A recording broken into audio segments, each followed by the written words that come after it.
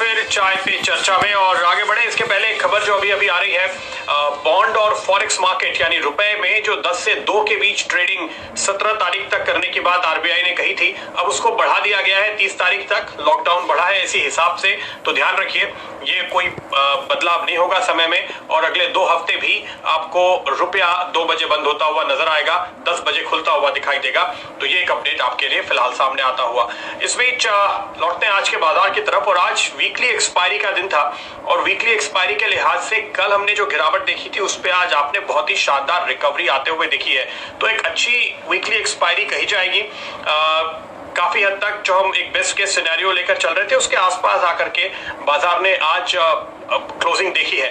दुनिया के बाजारों का मूड भी थोड़ा सा सुधरता हुआ नजर आया। यूरोप आज बेहतर था तो उसका भी कुछ फायदा हमें मिला है। कल ग्लोबल मार्केट समय काफी प्रेशर में डाल रहे थे।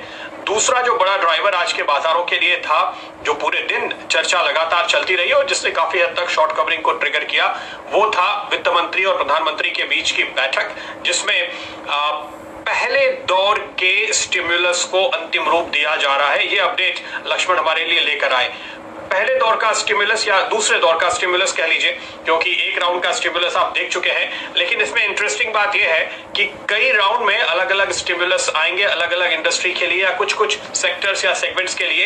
ये अपडेट है जिस पर आज बाजार की नजर थी, तो वो एक बड़ा सबसे अहम ड्राइवर आज के मार्केट में बना रहा और उसी खबर पर सभी की नजरें बनी हुई हैं। जो खबरें हमारे पास आ रही हैं, जो हमने आपको दी है, उसके मुताबिक पहले दौर में एमएसएमई कंपनीज के लिए, एमएसएमई सेक्टर के लिए कुछ राहत की घोषणा होती हुई दिखाई दे सकती है। तो इस सेगमेंट पर खास तौर पे नजरें बनी रहेंगी और उस खबर पे कि क्या क्या घोषणाएं होती हैं इस स्टिमुलस के तहत। शैल जी। जी प्रदीप जी, फिलहाल बाजार पर दोबारा अगर आप नजर डालें तो आपने शानदार क्लोजिंग आती हुई देखी है। मैं जरा एफएनओ मार्केट में देख रहा था, हम लोग 19 सेक्टर ट्रैक करते हैं और आप 16 को हरे निशान में और बहुत अच्छे गहरे हरे निशान में बंद होते हुए देख रहे हैं। कौन कौन से ऐसे 2 या 3 सेक्टर्स थे जहां पर आपने बहुत जबरदस्त तेजी देखी। एनबीएफसी स्पेस की चर्चा करते हैं। आपने प्रदीप जी खबर बताई कि एसबीआई जो हमारे देश की सबसे लार्जेस्ट बैंकिंग कंपनी है, वो छोटी और मंझली एनबीएफसीज को लोन्स एक्सटेंड करेगा। तो उस वजह से आपने पूरे के पूरे 18 एनबीएफसीज को हरे निशान में आज बंद होते हुए देखा है। उज्जीवन फ्यूचर्स आपके सामने दिख ही रहे हैं। ये सबसे बेहतरीन स्टॉक आपको 10% ऊपर बंद होता हुआ दिखेगा। यहाँ पर आपने जो प्राइस आता हुआ देखा वो लगभग था 159 रुपए के आसपास। साथ ही साथ चोलामंडलम फाइनेंस पे देखिए 4.5% की तेजी आपने यहाँ पर आती हुई देखी। तो पूरा सेक्टर बहुत अच्छी तरीके से आपको बंद होता हुआ देखा। इक्विटास एक और शेयर है 8.8% ऊपर 42 रुपए 55 पैसे पर। तो पूरा बाजार आज बहुत अच्छी तरीके से हरे निशान में था। 2-3 ऐसे स्टॉक्स जो लैगार्ड रहे वहां पर आपने वापस आज बाइंग आती हुई देखी। टाइटन देखिए 5% ऊपर बंद हुआ फ्यूचर्स में लगभग 994 रुपए पे। साथ ही साथ बाटा में आपने अच्छी तेजी आती हुई देखी 1250 के आसपास 3.5% की तेजी। पूरा ऑटो एंसिलरी स्पेस आज अच्छे हरे निशान में था। टायर कंपनीज खासकर पहले 5 में से आपको 3 टायर कंपनीज आज बढ़ती हुई दिखेंगी। सुबह सुबह अपोलो टायर्स पर चर्चा हुई थी, बालाकृष्ण इंडस्ट्रीज पर आपको बाय कॉल मिला था और एमआरएफ बहुत ही दिग्गज सबसे बड़ा शेयर मेरे ख्याल से एफएनओ में आपको एमआरएफ दिखेगा 60,890 के आसपास बंद होता हुआ। तो बेहतरीन तेजी आपने आज हर सेक्टर के आसपास आती हुई देखी। प्रदीप जी। बिल्कुल, और एक बात साफ तौर पे नजर आ रही है शैल जी कि आपने उन सेक्टर्स में पहले खरीदारी होते हुए देखी जहां पे कारोबार सामान्य हो रहा है, कारोबार शुरू हो रहा है। तो आपने एग्री रिलेटेड स्टॉक्स में तेजी देखी है। गांव से जुड़े हुई कंपनियों में जैसे कि आप एस्कॉर्ट्स वगैरह की बात कर सकते हैं। लेकिन अब साफ तौर पे बाजार को ये बात रियलाइज हो रही है कि मार्केट एक स्ट्रॉन्ग बॉटम बनाने के मूड में कहीं आ रहा है और हर सेक्टर में एक के बाद एक आपने खरीदारी होते हुए देखी। जैसे आज हमने पाइप कंपनीज की बात की थी, जहां पे आपने देखा श्रीकालाहस्ती पाइप या महाराष्ट्र सीमलेस, इन तमाम स्टॉक्स में बहुत ही जबरदस्त तेजी देखी। मैन इंडस्ट्रीज, इन सभी स्टॉक्स पे आपने तगड़ी खरीदारी आते हुए देखी है। ऐसे ही आपने कंस्ट्रक्शन शेयरों में जिस तरह की तेजी देखी है, जैसे सुबह मैंने अशोका बिल्डकॉन की बात की थी और वहां पर आपने जबरदस्त खरीदारी देखी। कल हम दिलीप बिल्डकॉन पे इसी तरह से नजर डाल रहे थे।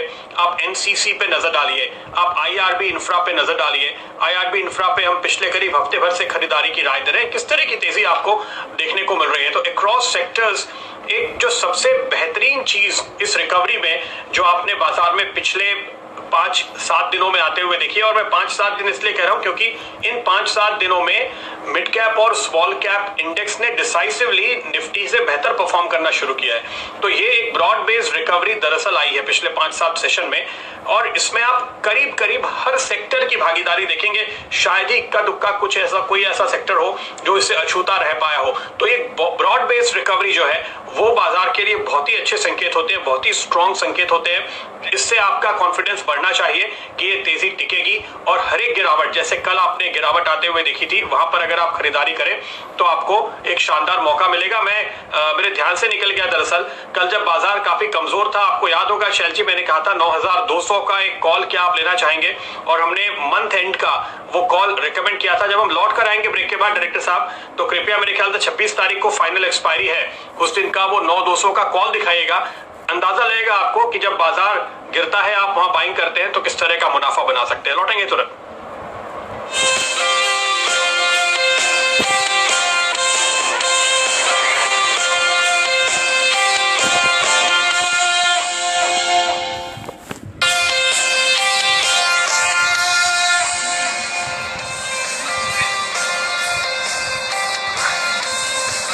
स्वागत है आपका एक बार फिर चाय पे चर्चा में। तो जैसे कि हम बात कर रहे थे, 9200 की वो कॉल ऑप्शन आपकी स्क्रीन पर लेकर आते हैं। कल हम करीबन 190-200 के आसपास इसको देख रहे थे, जब बाजार बिल्कुल अपने बॉटम के आसपास था। आज मैंने दिन के दौरान 250 रुपए तक के लेवल देखे थे, मेरे ख्याल से क्लोजिंग कुछ 235 के आसपास की है।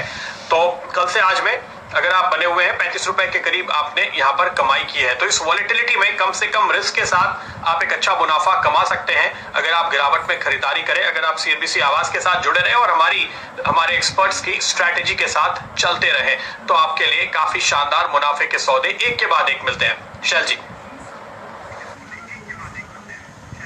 जी प्रदीप जी, मैं वो थीम को जरा और एक्सप्लोर करना चाहता हूं जो आपने स्मॉल कैप और लार्ज कैप इंडिसेस के बारे में बात करी। ये ब्रेकआउट आप देख रहे हैं कल से।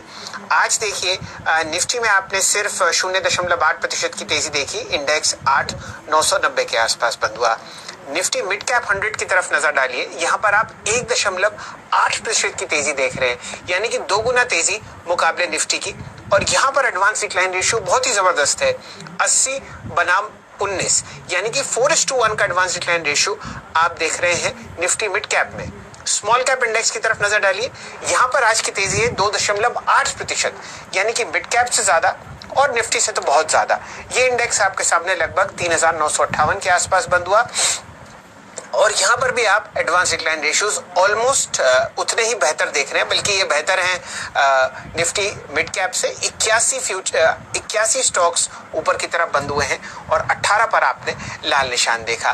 तो प्रदीप जी की बात बिल्कुल दुरुस्त है, यहाँ पर आप बहुत अच्छा मूवमेंट देख रहे हैं। ओवरऑल आज आप थीम देखें तो advance decline ratio broader markets में 3:1 है और निफ्टी में लगभग 1:1 है, या आप कहिए 1.5:1 है।